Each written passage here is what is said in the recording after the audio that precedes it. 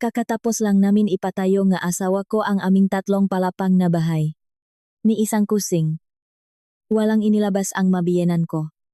Pero bigla na lang silang lumipat ng walang pasabi. Sila pa ang nahati-hati ng kwarto. Ang ikalawang palapag ay para sa bunsong anak. At ang unang palapag ay para sa kanila. Dahil dito, binitawan ang asawa ko ang mga salitang gumimbal sa buong pamilya niya. Tandang-tanda ko pa ang araw na nakatayo ako sa harap ng bagong pintang gate. Amoy ko pa ang sariwang pintura.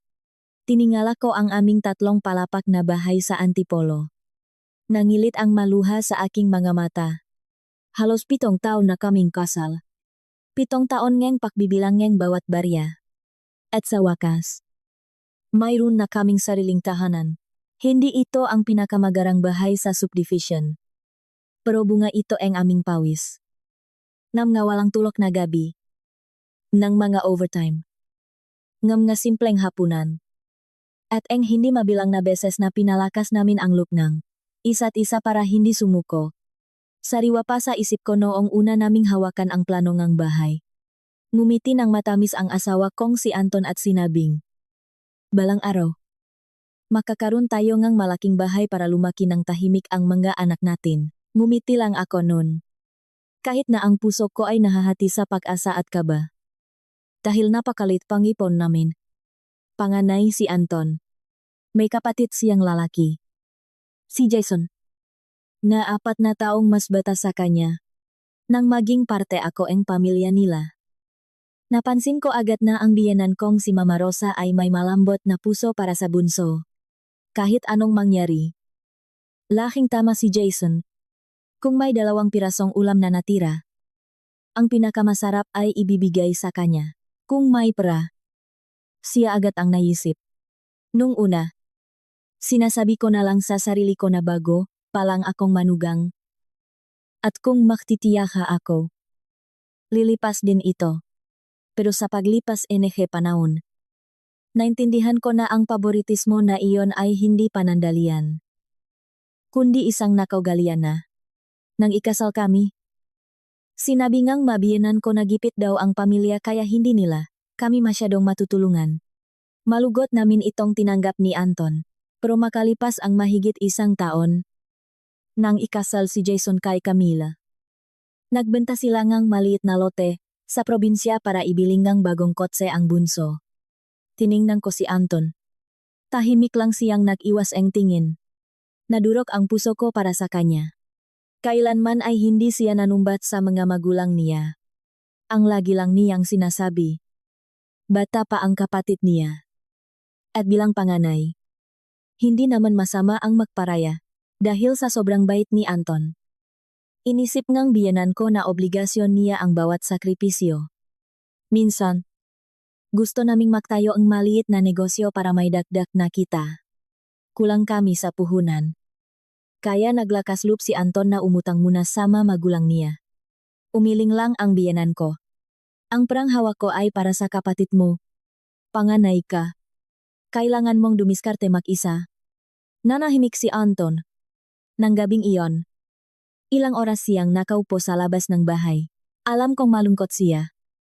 Pero pinilit niyang ngumiti para palubagin ang loob ko. Makalipas ang ilang araw, nalaman ito ang mga magulang ko. Pinapunta kami ngang Tatay Tony ko sa bahay nila. Ipinatong niya sa mesa ang isang passbook at marahang sinabi. Hindi kami mayaman ng nanay mo. Pero may kaunti kaming naipon. Kunin niyo ito para sa negosyo. Kung mababayaran niyo balang araw. Mabuti. Kung hindi, walang problema. Ang mahalaga ay maging mabuti kayong tao. Pasimpleng inabot sa akin ng Nanay Maria ko ang isang maliit na supot. Naglalaman ito ng gintong hikaw na matagal na niyang itinatago. Ngumiti siya. O nga. Mukhang jipit na jipit kayo. Isang o ibenta niyo na ito. Iyon ang unang pagkakataon na nakita kong nagluha ang asawa ko sa harap ng nabiyenan niya. Yumuko siya ng may malalim na paggalang. Maraming salamat po. Tay. Nay. Babayaran ko po ito. Pangako. Ngumiti ang tatay ko. Hindi mo kailangang magbayad ng kahit ano, Alagaan mo lang ng mabuti ang anak ko. Ang mga salitang iyon ay tumatak kay Anton sa loob ng maraming taon. Dahil sa prang iyon, naging matatag ang negosyo namin. Hindi kami yumaman ng biglaan. Pero unti-unting guminhawa ang buhay namin. Nang magdesisyon kaming ipatayo ang bahay, muli kaming humarap sa mga pagsubok. Walang tigil ang pagtaas niya presyo niya mga materyales. At ang mga hindi inaasahang gastos ay lumakpa sa budget namin. Isang gabi, hinakabi si Anton sa pakwenta na makakastusin. Bumuntong hininga siya. Paano kaya kung itigil muna natin ang pagpapagawa? Hinawakan ko ang kamay niya. Nandito na tayo. Kaunting tiis na lang. Tumango siya. Pero ramdam ko ang bigat ng dinadala niya. Sa pagkakataong iyon, muling sumalo ang mga magulang ko. Ipinahiram sa amin ng tatay ko ang pera na naipon niya mula sa buong buhay niyang pagtatrabaho. Idinagdag naman ang nanay ko ang kinita niya mula sa pagbenta ang huling ani ang kape sa bukit namin sa Batangas. Bukod pa roon, madalas silang pumunta para magdala ngang pagkain sa mga trabahador para makatipid kami sa gastos. Isang araw natirik. Natirik ang araw. Ang tatay ko, na halos 70 taong gulang na, ay nagbubuhat ng nasako ang semento. Nadudurog ang puso ko habang pinapanot siya. Nang tumakbo si Anton para palitan siya, ngumiti lang ang tatay ko. Hayaan niyo na akong makatulong sa abot ng makakaya ko. Para mabawasan ang pasanin ninyo. Sa lahat ng buwan na ginagawa ang bahay. Ni minsan ay hindi na tanong ang mga magulang ni Anton kung kamusta na ang proyekto. Walang tawag. Walang salitang ang pagpapalakas ng loop. Isang araw, kinailangan naming umutang ng dagda na pera para pampasweldo sa mga trabahador. Naisip ni Anton na tawagan ang mga magulang niya. Pero huminto siya at ngumiti ng mapait. Kahit tumawag ako, sasabihin lang ni Mama na dumiskarta ako mag-isa. Iniba ko ang usapan para hindi na siya malungkot. Ang pinaka-nakakabilib sa kanya. Sa kabilang lahat, hindi siya nagsalita ang masama laban sa mga magulang niya. Kapag may nagtatanong, sinasabi niya lang, matanda na sila. Bilang anak, kailangan kong mas magsikap. Kaya ipinangako ko sa sarili ko na bubuo akong isang masayang tahanan kasama siya. Nang matapos ang bahay, maagang-maaga dumating ang mga magulang ko. Pinunasan ng nanay ko ang bawat bintana ng buong ingat. Naktamin naman ang tatay ko ngang 2 puno ngang kalamansi sa bakuran. Dahil kailangan daw ngang bagong bahay ngang halaman para magkaroon ng buhay. Pinapanot sila ni Anton. At pasimple siyang tumalikot para punasan ang kanyang naluha. Nang hapong iyon, kaming apat ay kumain ng nakaupo sa sahig na may mga bagong tiles. Simpleng hapunan lang ang pancit at adobong manok na iniluto ng nanay ko. Walang nag-usap tungkol sa perang na gastos. Walang bumanggit sa mga tulong na ibinigay. Puro tawanan lang.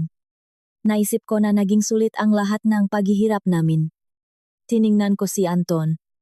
Pinakmamasdan niya ang bawat sulok ng may pagmamalaki. Sa wakas, may sarili na tayong bahay. Hindi na natin kailangang mangupahan. Bulong niya. Hinawakan ko ng mahigpit ang kamay niya. Tahimik na nagpapasalamat sa mga magulang ko dahil lagi silang nandiyan. Umasa ako na ngayong maayos na ang lahat. Makakapagdiwang na ang makabilang, pamilya ng makasama at malilimutan, na ang anumang tampuhan. Pero hindi ko alam na makalipas lang ang ilang araw. Ang bahay na pinagbuhusan namin ng aming kabataan ay magiging mitsang ang pinakamalaking gulo. Kinabukasan, maaga akong nagising. Pumasok ang liwanag ng araw sa buong bahay. Inikot ko ang bawat palapak. Sa unang palapak naroon ang sala, kusina, at isang maliit na kwarto para sa mga bisita. Sa ikalawang palapak, ay may 2 malalaking kwarto, isang opisina, at isang balkonahe.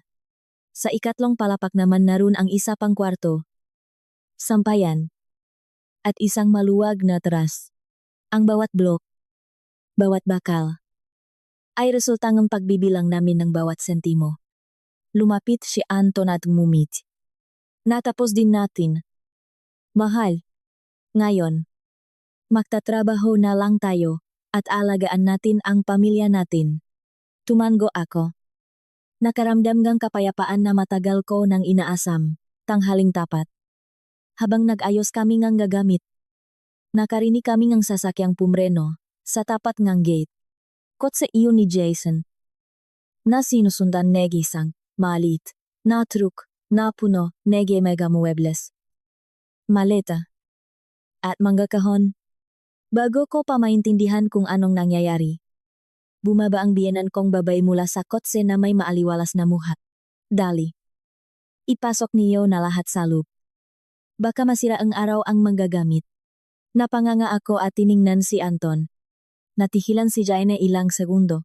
Pumasok ang biyenan kong lalaki. Si Papa Fernando. Nang kalmadong-kalmado, na parang pumapasok sa sarili niyang bahay. Agad namang nagbaba sina Jason at Camilan isang aparador. Malaking kama, telebisyon, at mga kahon ng damit. Lahat ay ipinapasok sa loob ng bahay. Tumakbo ako palapit sa kanila. Mama, anong ginagawa niyo? Sa magamit na ito tiningnan akong giyanan ko na parang ang tangangang tanong ko. Siyempre. Lilipat kami. Sayang naman ang napakalaking bahay kung hindi gagamitin. Nanigas ako sa kinatatayuan ko. Hindi ko po maintindihan. Ikinaway niya ang kamay niya. Anong hindi maintindihan? Kami ngang biyanan mo sa unang palapag para hindi na kami aayat ng hagdan. Si Jason at ang asawa niya sa ikalawang palapag. Kayo namga bata pa. Dun kayo sa ikatlong palapag. Ang makakapatid dapat laging sama-sama. Tiningnan ko si Anton. Tahimik pa rin siya. Hindi dahil sumasang-ayon siya, kundi dahil sinusubukan niyang magpigil. En gumiti ong ipag kong si kami. Gustong-gusto ko ang ikalawang palapag. Ang laking balkonahe. Bukas, maglalagay ako ang maliit na mesa diyan para makapakape. Pagkasabi nito, hinatak niya si Jason paayat ng hagdan para tingnan ang kwarto nila. Parang sila ang may-ari ng bahay. Nang ginangga tuhod ko, walang naktanong sa amin. Walang nakpasabi. Kumikilos sila na parang karapatan nila ito. Makalipas ang ilang sandali, tinawag ako ang biyenan ko. Umakyat ka at linisin mo ang ikalawang palapag para makapagpahinga ang kapatid mo at ang asawa niya mamayang hapon. Sumagot ako ng mahinahon. Mama, kahit kami hindi pa tapos magayos mong gagamit namin, pwede bang ipagpaliban muna iyan ng ilang araw nakdilim ang mukha niya? Simpleng bagay hindi mo magawa. Napakadamot mo namang manugang. Ang laki-laki ne bahay niyo tapos nagrereklamo ka. Bago pa ako makasagot, tumawa si Camille. Hayaan mo na. Ako na ang maglilinis. Tutal. Dito naman ako titira ng matagalan. Kumirot ang puso ko sa narinig kong matagalan. Lumapit si Anton. Mama, bakit hindi mo man lang? Ako sinabihan tiningnan siya nganay niya. Bakit pa? Kita sasabihang pamilya tayo. Hindi tayo ibang tao. Panganay ka. Kung may bahay ka. Natural lang na tumira ang mga magulang at kapatid mo kasama mo. Kalmadong naktanong si Anton. Paano naman ang opinyon namin agad siyang sinagot ng nanay niya? Anong opinyon ang bahay na ito ay magiging pag-ari, di ng buong pamilya? Huwag kang masyadong madamot. Tiningnan ko ang biyenan kong lalaki na tahimik na umiinom ng tubig. Mas masaya kapag marami tayo? Gipit ang kapatid mo sa pra. Kaya makakatipid siya sa upa. Sabi niya ng mabagal. Kinagat ni Anton ang labi niya at hindi na nagsalita. Nang hapong iyon, ang bahay na dapat sana ay tahimik na pahinggahan ay naging magulo, ingay ng barana. Pakalatkat ng magamit. Mga taong umaakyat at bumababa. Tumawag pa si Jason ng mga kaibigan para tulungan siyang maghakot. Tiningnan ako ngang isa sa kanila at nagtanong. Saang palapag kayo nakatira bago pa ako makasagot?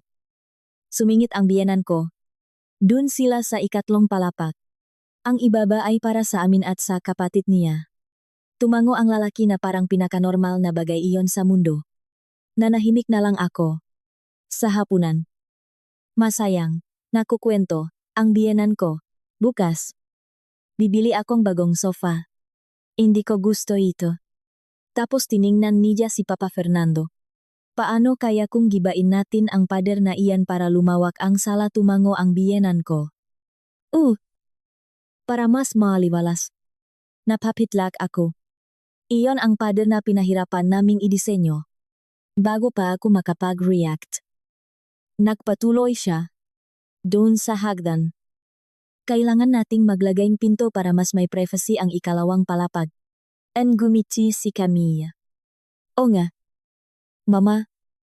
Makomportable iyong. Ibinaba ko ang kutsara at tsinidor ko. Tiningnan ko si Anton. Tumigil na siya sa pagkain. Inilibot niya ang tingin niya sa hapak.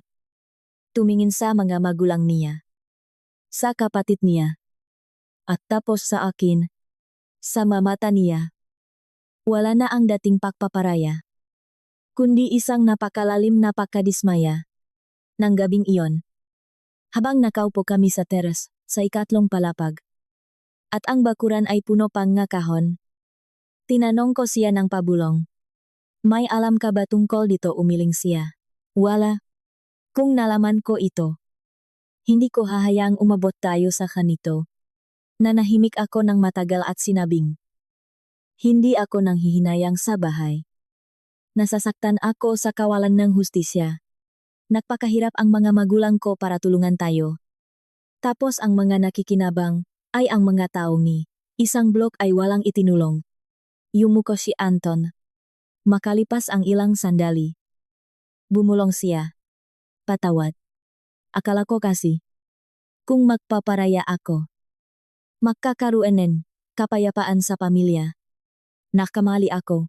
Hinawakan ko ang magaspang niyang kamay dahil sa ilang taong pagtatrabaho. Alam ko ang laban sa loob niya. Sa pagitan, nega pagiging mabuting anak at sa pagprotekta sa sarili niyang pamilya. Nang gabing iyon, ang bahay namin ay hindi na parang ang pinangarap naming tahimik na tahanan. Sa mga sumunod na araw, nalaman ko kung ano ang pakiramdam ngang tumira sa sarili mong bahay ng walang boses. Alas 5 pa lang umaga. Sumisigaw na ang biyenan ko mula sa unang palapag. Manugang. Bumaba ka dito at magluto almusal. Sa bahay na maraming tao. Kailangan nating gumising ng maaga. Kahit napagod kami dahil sa pag-ayos ang gamit hanggang gabi. Bumaba ako. Pagpasok ko sa kusina. Itinuro ng biyenan ko ang refrigerator. Nakwenta na ako. Mula ngayon. Kayo na ang sasagot sa halos lahat ng gastos sa pagkain. Kailangan kasing mag-ipon ni na Jason at Camille. Nagulat ako. Mama. Hindi po ba mas patas kung hahatiin natin ang gastos, mabilis siyang umiling. Kayo ang nakatatanda. Mas malaki ang kinikita niyo. Kayo ang dapat magbayad ng mas malaki. Bata pa ang kapatid mo. Hindi na ako sumagot. Sa loob ng ilang araw. Ang kuryente, tubig, at internet ay naipasa sa amin. Inutusan pa niya akong bumili ng aircon para sa kwarto ni Jason. Dahil mainit daw tuwing hapon. Isang hapon. Pag-uwi ko galing sa trabaho. May nakita akong mga trabahador na nagbabarena sa ikalawang palapag. Patakbo akong umakyat. Anong ginagawa niyo? Sumagot ang isang trabahador. Kinuha po kami para gumawang built-in cabinet. Lumabas si Jamil na nakangiti. Hi. Umorder akong cabinet noong isang linggo. Sinamantala ko na para may kabit nila ngayon. Tiningnan ko ang mabarena, na bumubutas sa pader na matagal naming piniling pinturahan. Sumikip ang dibdib ko. Eksaktong dumating si Anton. Tumayo siyang ilang segundo at nagtanong. Sino ang nagbigay ngang permiso para magpagawa dito? Umakyat si Jason mula sa sala. Huwag ka namang ganyan. Cabinet lang naman iyan. Bahay naman natin itong lahat. Sumagot si Anton ng kalmado pero nakakapanindig balahibo. Ito ang bahay na ipinatayo namin ngang asawa ko. Anumang ipapagawa. Kailangan niyo munang ipagpaalam sa akin. Patakbong umakyat ang biyenan ko. Anong ipagpapaalam? Ginagawa mong malaking isyu ang maliit na bagay. Kung gimatagaw chuchira jito ang gikapatid mo. Kailangan niyang ayusin ito ayon sa gusto niya. Hindi sumagot si Anton. Tiningnan niya ang mabutas sa pader at bumaba ang hagdan. Alam kong nagpipigil lang siya ngang hininga. Kinagabihan. Sa kwarto namin. Naupo siya sa balkonahe. Dinalhan ko siyang isang basong tubig. Bumuntong hininga siya. Naalala mo ba noong nagsimula tayong magpatayo tumango ako? Paano ko makakalimutan ngumiti siya ng malungkot? Nung araw na iyon. Wala pang 1,000 piso ang pera ko sa bangko. Hindi ako makatulog, kung hindi tayo tinulungan ng mga magulang mo. Bakanteng lote pa rin ito hanggang ngayon. Ibinalik ako ngang ngasalita niya sa mga panahong iyon. Tumataas ang presyong bakal. Bawat bigay ngang, kontratista ngang dagdag na resibo. Nakatinginan kami ng may kaba. Minsan, naglakaslop si Anton na tawagan ang nanay niya. Mama, kinakapos akong pera. Pwede ba akong makahiram kahit kaunti, babayaran ko rin sa masusunod na buwan? Madiin ang sagot ng nanay niya. Wala kaming pera. Huwag ka nang humingi. Makalipas ang 1 linggo. Kinwento sa akin ng isang kapitbahay na nakpadala ang biyenan ko ng pera kay Jason para pang down payment ng kotse. Nagalit ako. Pero pinakalma ako ni Anton. Huwag mo na isipin. Siguradong may dahilan si mama. Sakto namang tumawag ang tatay ko. Makano pa ang kulang niyo, nag-alangan si Anton. Nakpumilit ang tatay ko. Sabihin mo ang totoo. Pamilya tayo. Kinabukasan.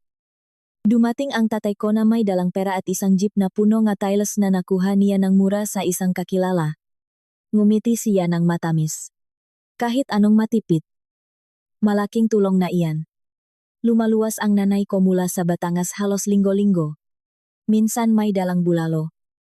Minsan sinigang. Siya pa ang nagwawalis ang alikabok at semento para hindi ko na kailangang gawin pag-uwi ko galing trabaho. Habang nangyayari iyon. Ni minsan ay hindi tumuntong ang mabiyenan ko sa ginagawang bahay. Hindi man lang sila pumunta noong araw na matapos namin ang bubong. Tinanong ko si Anton kung nasasaktan siya. Ngumiti siya. Siyempre masakit. Pero sanay na ako. Sinabi niya ito na parang wala lang. Pero resulta itong ilang taong paglunok ng sakit. Bata pa lang. Ramdam na niya ang paboritismo. Kinwento niya sa akin na nung high school siya. Nasira ang bisikleta niya. Humingi siyang bago para may magamit papasok. Pero sinabi ngang nay niya na paktiyagaan muna ang sira. Makalipas ang ilang buwan. Nang pumasok na si Jason sa high school. Binilhan agad ito, bagong-bagong bisikleta. Napunta kay Anton ang pinaglumaan ni Jason. Noong makolehiyo si Anton sa Maynila. Madaling araw pa lang, ay sumasakay na siya nga, bus. Nang si Jason na ang papasok. Sinamahan pa siya nga, buong pamilya at nakaroon ng malaking salu-salo, hindi nanumbat si Anton. Pero hindi niya ito nakalimutan. Lahat ng alaalang iyon, ay parang manggabutil ngang buhangin. Nung una, parang wala lang. Pero sa paglipas ng taon, naging isang mabigat na bato sa puso niya. Hinawakan ko ang kamay niya. Alam kong gusto mong maging mabuting anak. Pero ang pagiging mabuting anak ay hindi nangangahulugang hahayaan mo na lang silang tratuhin ka ng hindi tama habang buhay. Tiningnan niya ako ng matagal. Ang mga mata niya ay punong pagod. At tumango siya, tingin ko. Dumating na ang oras para linawin ang lahat. Hindi dahil sa bahay, kundi dahil kung magpapatuloy ito. Ikaw ang pinakamahihirapan. Sumandal ako sa balikat niya. Sa labas. Kumikinang ang mga ilaw ng mga katabing bahay. Sa loob ng bahay namin. Nakakasakal ang paligid. Habang mula sa ikalawang palapak ay umaalingaw-ngaw ang tawanan ng bayaw ko at ng asawa niya. Na parang sa kanila ang bahay na ito mula pa nun. Mula sa araw na iyon. Nagbago si Anton. Hindi na siya pilit na ngumingiti o nananahimik sa mga walang kwentang utos ng nanay niya. Nagpapakita pa rin siyang respeto. Opo. Mama. Ang sinasabi niya. Pero sa mga mata niya. Wala na ang dating paksunot. Pero ang biyenan ko. Parang hindi nakakapansin. O baka inisip niya lang nalulunukin pa rin ng anak niya ang lahat. Tulad ng dati. Nung linggo ang umaga, Habang nag-almusal, ibinabangang biyenan ko ang kape niya at tiningnan ako. Mamayang hapon, ibigay mo sa akin ang susi na opisina sa ikalawang palapa. Nagangat akong tingin. Opisina po namin iyon. Mama. Sagot ko ng natural. Naisip ko na iyon na ang magiging kwarto. Ani magiging anak ni Jason. Kayo. Pwede naman kayong maktrabaho sa taas. Mga bata pa kayo. Hindi naman makakasama ang pag-akyat ng ilang hakbang. Bago pa ako makapagsalita, sumingit si Anton. Ang opisinang iyon ay kay Luz. Sa amin iyon. Naksalubong ang kilaing biyenan ko. Anong sabi mo? Inulit niya ng kalmado. Sabi ko. Mananatiling opisina iyon. Walang lilipat doon. Bumaksak ang katahimikan sa hapak. Tumikhim ang biyenan kong si Papa Fernando. Bakit ganyan ka makipag-usap sa nanay mo? Tiningnan siya ni Anton at sumagot ng mahinahon. Nagsasabi lang po ako ng totoo. Kami ang nagdisenyo ng kwartong iyon mula pa sa umpisa. Tumawa ng mapang-asar ang biyenan ko. May bahay ka na nga. Ay pagdadamot mo pa ang isang kwarto sa kapatid mo. Mula nang mag-asawa ka. Nagbago ko na. Nakialam si Jason sa usapan. Kuya. Isang kwarto lang naman iyon. Matagal akong titira dito kaya kailangan ko ang espasyo. Uminom si Anton ng tubig at sinabing. Kung kailangan mo ang espasyo, magpatayo ka ang sarili mong bahay. Parang hiniwa niya kutsilyo ang hangin. Iyon ang unang pagkakataon na nakita kong sinagot ng asawa ko ang kapatid niya ng ganon kadiin. Nang hapong iyon. Habang nawawalis ako sa garahe, narinig ko ang biyenan ko na nakikipag-usap sa mga kapitbahay sa labas. Tumatawa siya ng malakas. Ang bahay na ito ay magiging sa buong pamilya rin naman. Ang panganay. Puwas siyang pumasto kahit saan. Ang mahalaga. Comfortable ang bunso. Naktanong ang isang kapitbahay. Sino po ba ang nakapangalan sa titulo? May pagmamalaking sumagot ang biyenan ko. Kahit kanino pa nakapangalan iyan. Anak ko siya. Sa huli. Hahatiin din iyan sa makapatid. Nanlamig ako. Wala pa silang 2 linggo dito. Pero sa isip ng biyenan ko. Hati na ang lahat. Kinagabihan. Kinvento ko ito kay Anton. Nanahimik siya. Tumayo. At binuksan ang isang drawer. Kinuha niya ang isang folder na naglaman ng lahat ng dokumento. Building permit. Sangla sa bangko. Mga-resibo mga materyales. At ang katibayan ang utang mula sa mga magulang ko. Mabagal niyang inilipat ang mga pahina. Ngumiti siya. Naalala mo nung kailangan na nating makbayat na huling balanse sa kontratista? Tumangho ako. Ilang daang piso na lang ang natitira sa atin. Nagbanta ang foreman na ititigil ang trabaho. Ibebenta na sana natin ang kotse at isasanla ko na ang mga alahas ko noong kasal. Saktong dumating ang tatay ko na may dalang brown envelope. Para iyon na inutang niya sa isang kaibigan. Sabi niya. Ibayat niyo ito. Huwag niyong iwanang nakatiwangwang ang bahay. Hinawakan ako sa kamay ng nanay ko. Minsan lang sa buhay ang magpatayong bahay. Huwag kayong mag-alala. Tutulungan namin kayo. Isinara ni Anton ang folder na may mahinang boses. Tinulungan tayo ngang magulang mo mula noong wala pa tayong kahit ano. Paano naman ang mga magulang ko? Tumigil siya saglit. Ni hindi man lang tumawag, para tanungin kung may kailangan tayo. Hinawakan ko ng mahigpit ang kamay niya. Kailanman ay hindi ko sinisi ang mga magulang mo. Pero nasasaktan ako na ganito ang trato nila sayo. Ngumiti siya. Sanay na ako. Nung bata ako. Ganyan din. Bihira siyang makwento tungkol sa kabataan niya. Kinwento niya na nung 3rd year high school siya. May field trip ang eskwelahan. Lahat ay sumama maliban sa kanya. Sinabi ngang nanay niya na kailangan nilang mag-ipon para mabilhan ngang gitara si Jason. Nang sumunod na taon. Nang sumali si Jason sa summer camp. Binayaran agad ang bayarin sa unang araw pa lang. Hindi nagalit si Anton. Ipinangako niya sa sarili niya na kapag lumaki siya. Tatayo siya sa sarili, niyang mga paa, nang makonfine siya sa ospital dahil sa mataas na lagnat. Iniwan siya ang MA gulang niya sa lola niya. para tulungan si Jason na mag-review para sa exam. Nang sipunin lang si Jason. Humingi ng 3 araw na leave ang nanay niya para alagaan ito. Kinekwento niya ito ng may kalmadong boses na dumudurok sa kaluluwa ko. Hindi iyon mga nakalimutang alaala. Kundi mga paklat na tumigas na. Biglang umalingaw-ngaw ang boses ng biyenan ko mula sa unang palapak. Panganay. Bumaba ka. May pag-usapan tayo. Nakatinginan kami at bumaba. Pagkakita kay Anton. Inilapa ang biyenan ko ang isang bungkos ng papeles sa mesa. Nakita ko ang plano ng munisipyo. Tataas ang halaga ng lupa sa lugar na ito. Dapat mong pag-isipang hatiin ang titulo ng bahay. Isa para sa kapatid mo. At isa para sa'yo. Pinihil ko ang hiningha ko. Tiningnan ni Anton ang mga papeles. Tapos sa nanay niya. At mabakal na nagtanong, Mama, sino ang nagsabi sa'yo na hahatin ang bahay na ito? Sumagot siya. Kasi ang pag-ari mo ay pag-ari ang pamilya. Dapat may parte ang kapatid mo. Nawala ang ngiti ni Anton. Itinulak niya ang nga papeles pabalik at sinabing, sasagutin ko po ito mamaya. Pero bago makaroon ng anumang desisyon, tingin ko kailangan munang umupo ng buong pamilya para pag-usapan ang lahat ng nangyari sa mga nagdaang taon. Tumalikot siya at umakyat na hagdan. Sumunod ako sa kanya. Naramdaman ko na ang lalaking laging nananahimik para sa kapayapaan ng pamilya ay umabot na sa kanyang sagat na limitasyon. Nang gabing iyon, hindi may paliwanag ang bigat ang hangin sa bahay. Hindi na nagsalita ang biyenan ko.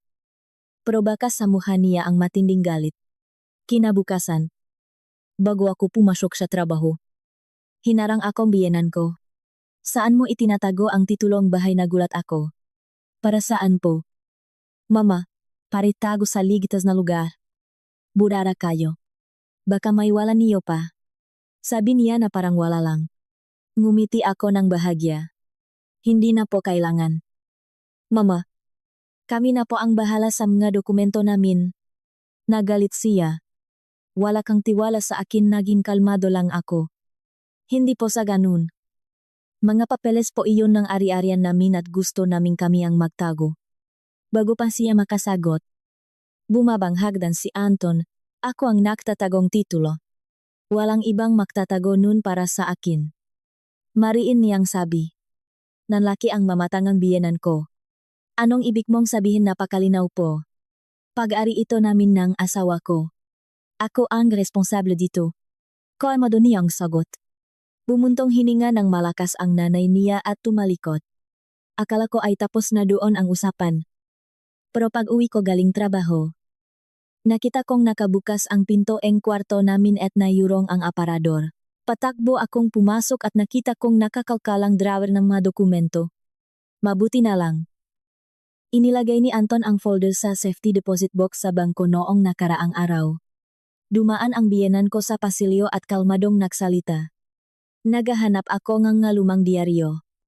Nabuksan ko lang ang drawer ng sadya. Alam kong palusot lang iyon. Kingwento ko ito kay Antong kinagabihan.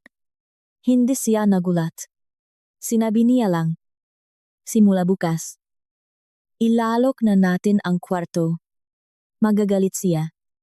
Babala ko, kung hindi natin gagawin ito, mas lalala.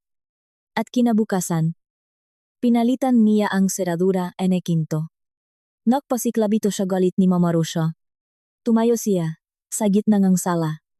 Nilalok mo ang pinto sa sarili mong nanay, nag-asawa ka lang. Nakalimutan mo na kung sino ang naluwal sa iyo, gumatong pa si Jason. Sumusobra ka na. Kuya, pamilya tayo. Nanatiling walang kibo si Anton. Ang kandado ay para protektahan ang magamit ko. Hindi para palayasin ang pamilya. Tumawa ng mapang-uyam ang biyenan ko. Ang ganda mong magsalita. Siguradong ipinasok iyan sa isip mong babaeng iyan. Itinuro niya ako. Mula nang pumasok ka sa pamilyang ito, nawalan ng kapayapaan. Kung hindi dahil sa iyo, hindi makakaganito ang makapatid. Bago pa ako makabukang ang bibig, pumagit na si Anton sa amin. Huwag mong sisihin ang asawa ko. Ako ang nagdedesisyon. Itinuro siya ng biyanan ko. Pinagtatanggol mo siya at kinakalaban mo ang sarili mong kadugo. Tinitigan siya ni Anton. Walang nagudyok sa kinakalabanin ang sinuman. Pinoprotektahan ko lang kung ano ang sa amin. Natahimik ang buong sala. Nang sumapit ang weekend, nagimbita ang biyanan ko ang kamag-anak para mananghalian. Para raw ay housewarming ang bahay. Nandun si Tito Boy, si Tita Isabel, at ilang mga pinsan. Kakaupo pa lang nila. Nagsimula na siyang makreklamo. Nagbago na ng malaki ang panganay ko. Nakabahay lang. Minaliit na ang mamagulang niya. Nilalok ang pinto. Hindi ako pinapayagang magtago ng papeles. Tiningnan ni Tito Boy si Anton na may pagkadismaya. Anak, kailangan mong pakinggan ang mga magulang mo. Nakukuha sa mabuting usapan ang lahat. Maging magalang si Anton. Lagi ko pong nirerespeto ang mamagulang ko. Tito. Pero may mga bagay na hindi ko kayang palampasin. Pinutol siyang biyanan ko. Palampasin ang laki-laki nga bahay. Anong mawawala sa'yo kung ibigay mo ang isang palapak sa kapatid mo bilang panganay? Kailangan mo siyang isipin. Tumango si Tita Isabel. Toto iyan. Dapat nagtutulungan ang makakapatid. Tahimik lang ako. Pero biglang nagsalita si Jason. Bakit hindi mo nalang ipangalan sa akin ang ikalawang palapag para tapos na ang gulo? Tutal dito rin naman ako titira. Mas magiging panatag ako kung nasa ayos ang mga papeles. Natahimik ang buong hapak. Tiningnan ko si Anton. Sobrang dilim ng reaksyon ng mata niya. Dahan-dahan niyang ibinaba ang kubyertos at tiningnan ang kapatid niya. Anong sabi mo? Jason, akala ni Jason ay bumibigay na ang kuya niya. Kaya nagpumilit siya. Sinasabi ko lang na linawin na natin ang mga bagay-bagay. Tinitigan siya ni Anton sa mga mata. Ang boses niya, kahit kalmado, ay parang bakal sa tigas. Nakitira ka lang dito. Hindi mo ito bahay. Namutla si Jason. Hinampas ang biyenan ko ang mesa. Sinong nakitira kapatid mo siya sa dugo? Mabagal na sumagot si Anton. Oh. Kapatid ko siya, sa dugo. Pero hindi siya ang nagpatayo ang bahay na ito. Hindi rin kayo. At hindi ito binayaran gamit ang perangang buong pamilya. Pawis ito namin ng asawa ko. Kahit isang karayom na mahulog. Maririnig sa sobrang tahimik ng paligid. Walang naklakas loob na humingha. Ito ang unang beses na nakita ko siyang nagsalita ng ganito kahaba sa harap ng pamilya. Naintindihan ko na hindi lang ito tungkol sa bahay, kundi tungkol sa bigat ng buong buhay niya. Hindi pa rin nagpatinak ang biyenan ko. Dinuro niya si Anton. Kung hindi ka namin binigyan ng buhay, wala kang bahay, wala kang utang na loob, huminto si Anton. Tiningnan niya ang lahat ng naroon.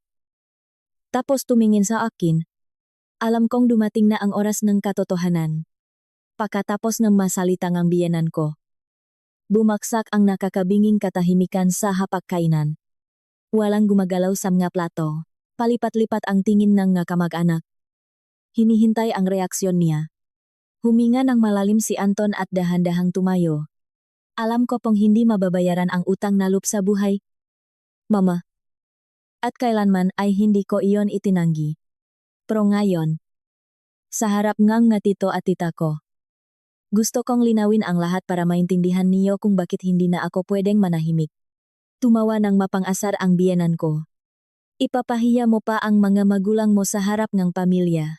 Wala akong ipapahiya. Sasabihin ko lang kung ano ang nangyari.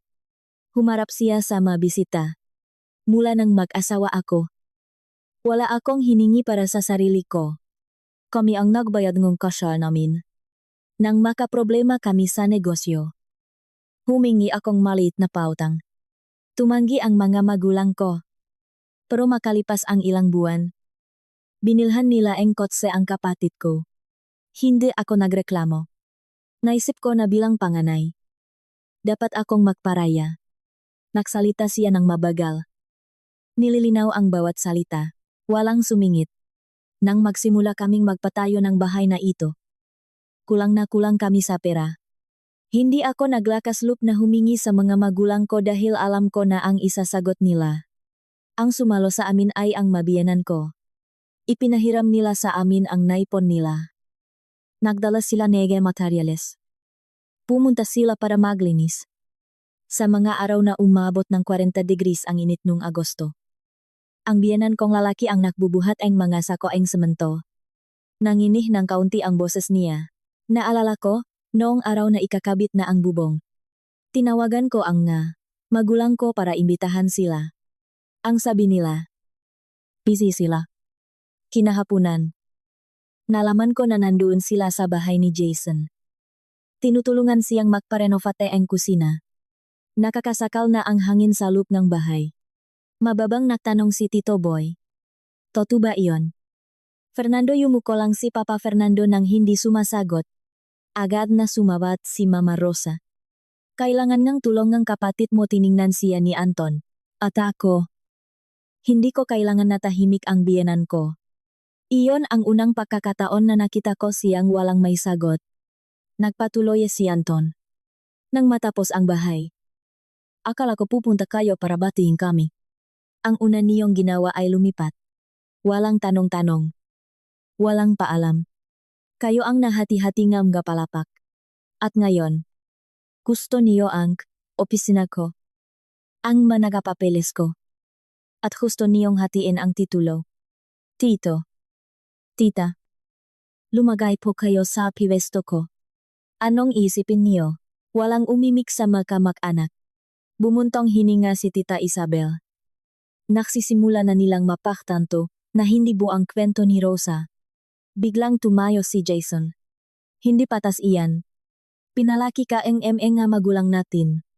Anong masama kung tumira? Sila kasama natin, tiningnan siya ni Anton. Walang masama sa pagtira ng magkakasama. Ang masama ay ang pagtrato sa bahay ng iba na parang sayo. Ang pagpapasya sa lahat ng hindi kinokonsulta ang may-ari. Ang isiping, obligasyon ba na ibigay ang gusto mo? Namula si Jason. Sinong tinatawag mong iba? Kapatid mo ako o? Kapatid kita. Pero sa lahat ng buwan na ginagawa ang bahay. Nakailang beses ka bang? Nagtanong kung kailangan ko ang tulong na tameme si Jason. Hindi naman ako nanghihinging pera. Kahit man lang. Tulungan kita, kuya. Wala. Sobrang tahimik niyang sala na maririnig mo ang pagtiktak niyang orasan. Sinubukan pa ring panindigan ng biyenan ko ang posisyon niya. Panganay ka. Obligasyon mong tulungan ang kapatid mo. Matagal siyang tinitigan ni Anton. At bilang mga magulang. Hindi ba obligasyon niyo ring tratuhin ang mga anak niyo ng pantay? Bumaksak ang tanong na iyon na parang bomba. Pumikit ang biyenan kong lalaki. Tahimik pa rin. Tiningnan ako ni Tito Boy at mabakal na nagtanong. Pamangkin. Totoo bang ganun? Kalaki ang naitulong ng magulang mo sa pagpapagawa? Tumango ako ng dahan-dahan. Opo. Tito Boy. Kung wala ang mga magulang ko, hindi namin matatapos ang bahay. Hanggang ngayon, unti-unti pa rin naming binabayaran ang utang namin sa kanila. Tumango si Tito Boy at tiningnan ang biyenan ko. Rosa, kung ganyan ang sitwasyon, kailangan niyo ring makaroon ng konsiderasyon sa mga bata. Huwag niyo silang sakalin. Bumwelta agad ang biyenan ko. Paano ko sila sinasakal? Pamilya tayo sa isang pamilya. Kailangang may respeto. Rosa, git ni Tito Boy, hindi porket magulang kayo. Pwede niyo nang gawin kung anong gusto niyo. Ito ang unang beses na hindi kinampihan ng pamilya si Mama Rosa. Hindi may pinta ang mukha niya. Tiningnan niya si Anton. Kaya. Anong gagawin mo? Papalayasin mo kami? Na panatili ni Anton ang pagiging kalmado niya. Pero may buwang paninindigan. Kailanman ay hindi ko hinustong gawin niyan. Pero ang pagrespeto sa mga magulang ay hindi nangangahulugang hahayaan ko na lang nahiyain ang asawa ko. At lalong hindi ko papayagan na ang makataong nag-ahon sa amin sa hirap ay tratuhin na parang ibang tao.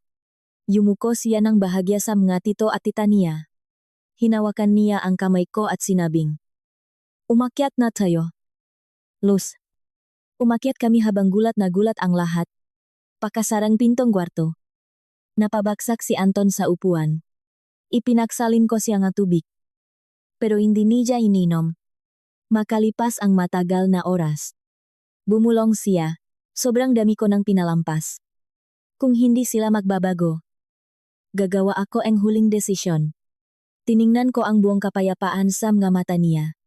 Iyon ay determinasyon nege isang lalaki na pagkatapos nege ilang taong pagprotekta sa kapayapaan nege pamilya, ay umabot na sa kanyang hangganan.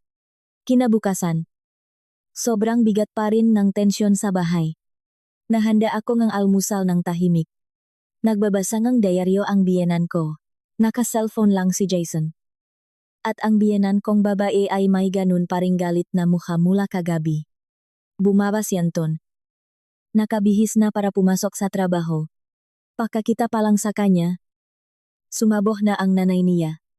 Pinaktawanan ako ng buong pamilya dahil sa iyo. Napakawalang hiyang eksena ang ginawa mo kagabi, naupo siya. Nagsabi lang ako ang kitoto. Hinampas ng nanay niya ang mesa. Anong totoo ako ang nagluwal at nagpalaki sa'yo ngayong may malaking bahay ka na? Gusto mo nang palayasin ang mamagulang mo? Napakawalang hiya mo, tiningnan siya ni Anton. Kailanman ay hindi ko sinabing palalayasin ko kayo. Pero hindi ko hahayaang gawin niyo kung anong gusto niyo sa bahay namin ng asawa ko. Bahay mo, puro na lang bahay mo, sigaw niya. Para bang ibang tao na ang mamagulang mo, sumingit si Jason. Kuya, kung nanghihinayang ka sa pera, sabihin mo ng diretsahan. Huwag ka nang mahanap ng palusot. Napakadamot mo sa sarili mong kadugo, tiningnan ni Anton ang kapatid niya. Walang lungkot, kundi purong pakadismaya. Talaga bang tingin mo pera ang iniiwakan ko kung ganon? Hindi ko sana kayo hinayaang lumipat. Gusto ko lang respeto para sa pinahirapan. Iba. Bumuntong hininga si Jason. Anong kawalan ng respeto, sina mama sa ibaba? Kami sa gitna. Kayo sa itaas. Ang laki pa na espasyo. Mapait na ngumiti si Anton. Talaga bang tingin mo tungkol ito sa laking espasyo nang matapos namin ang bahay? Walang nagtanong kung pwede ba kayong makitira kahit pansamantala. Tinala niyo ang magagamit niyo. Nahati-hati kayo ng palapak. At kayo ang nagdesisyon sa lahat.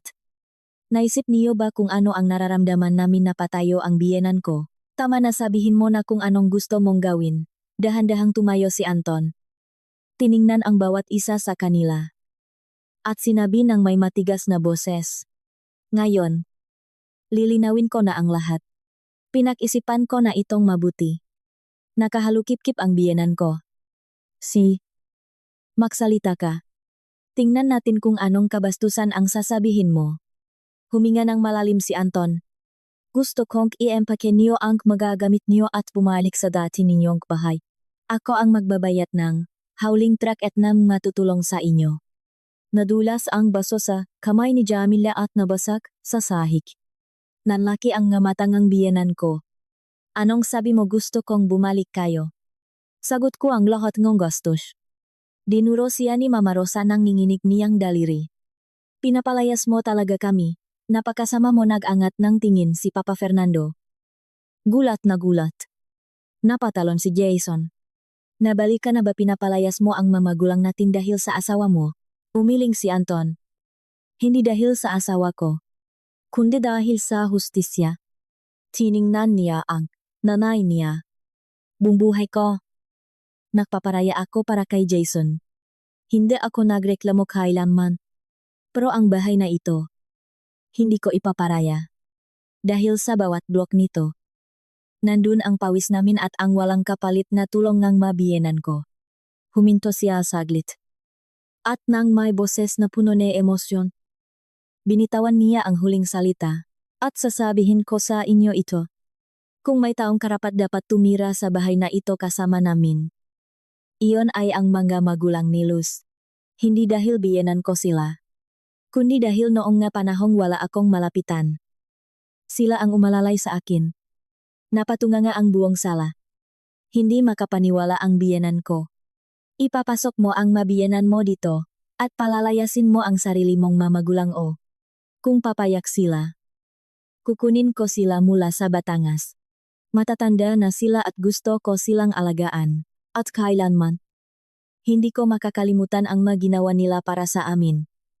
Nanginginig sa galit si Mama Rosa.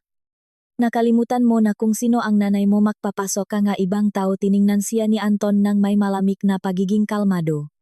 Mama, sa pinakamabigat kong problema, ang nagpahiram sa akin ng pera ay si Tatay Tony.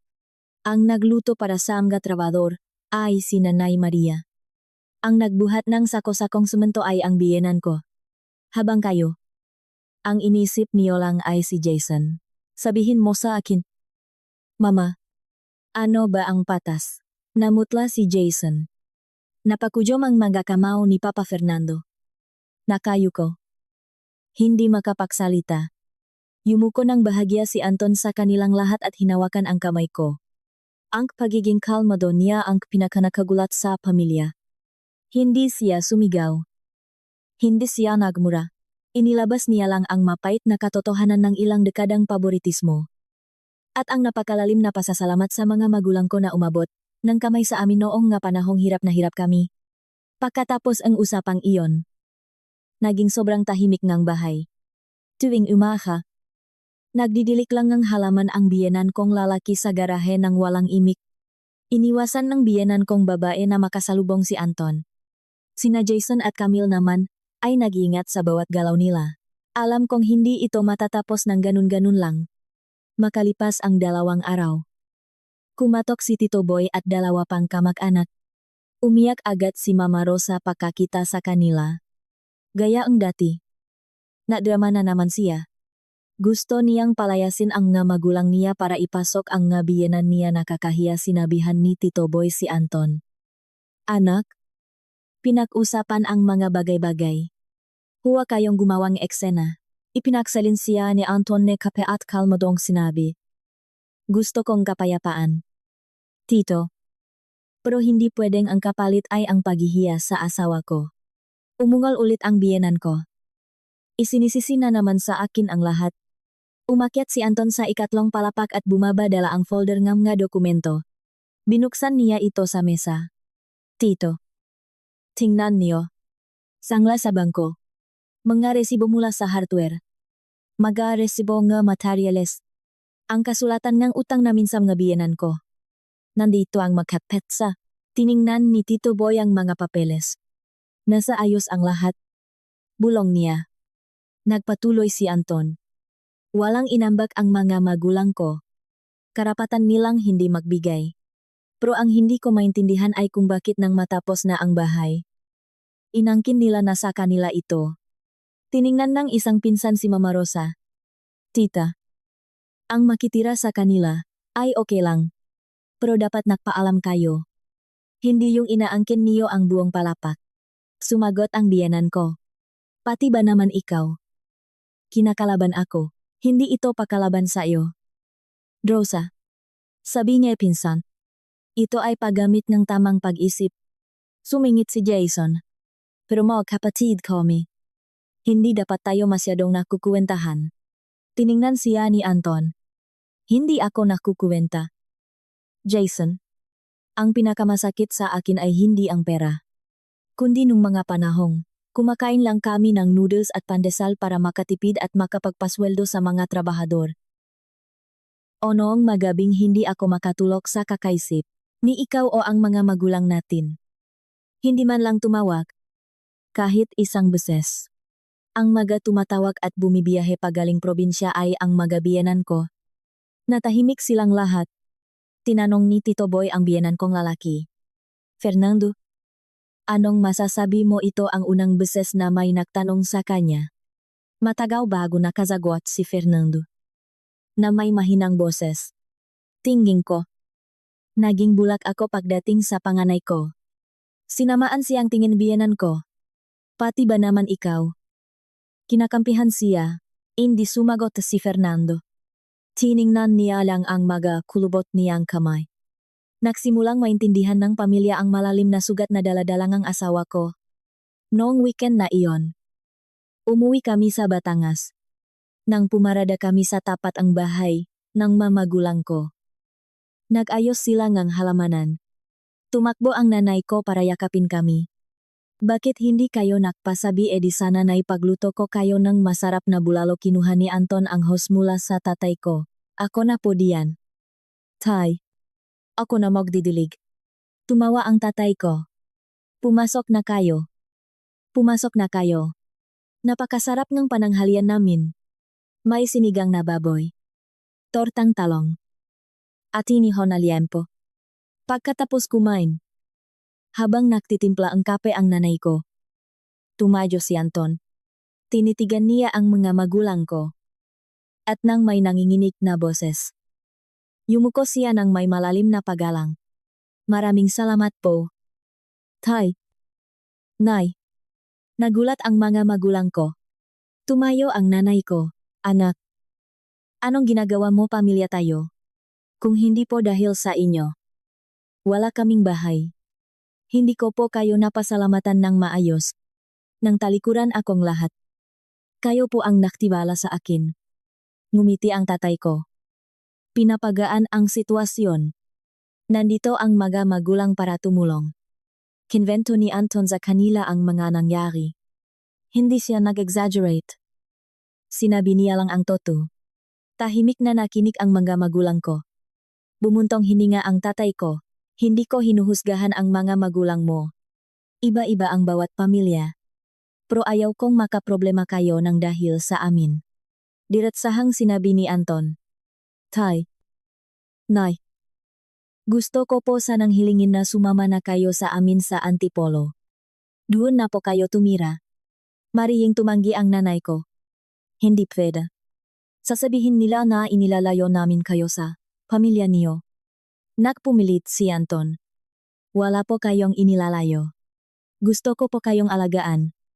Noong wala akong kahit ano. Nandiyan kayo. Ngayong may bahay na ako.